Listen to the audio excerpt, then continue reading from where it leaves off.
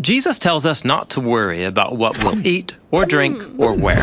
But aren't those things about basic survival? Do not worry about your life, he says. But that sounds irresponsible, if not ridiculous. So what does he mean? The word Jesus uses for worry is the Greek verb merimnao, which means to have concern for something. And sometimes concern is good, like having concern for a friend. But often our tendency to be concerned can get out of hand, choosing to focus on potential problems or dwelling on disasters that might happen.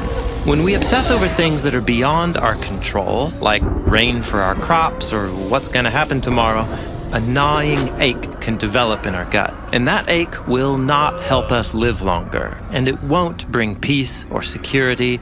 It only steals the joy out of the life that we do have right now. Jesus wants to free us from that gnawing ache of worry by redirecting our attention to God's trustworthy character. Notice the birds, he says.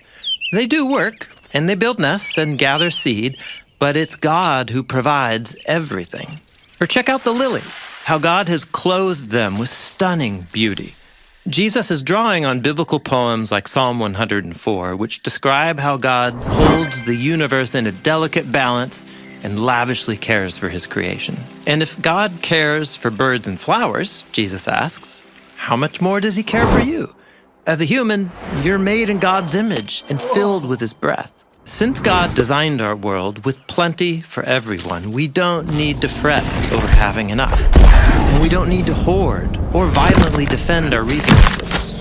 We can live generously and give without fear. We can even become God's means of providing for others. If we're wrestling with the choice to stay worried about scarce resources or potential problems, Jesus invites us to take a deep breath and trust that in the end, God's provision is more than enough for everyone. And Jesus says there is a lot of evidence. Watch the birds, and gaze at the lilies, and see God's generous care for his whole creation.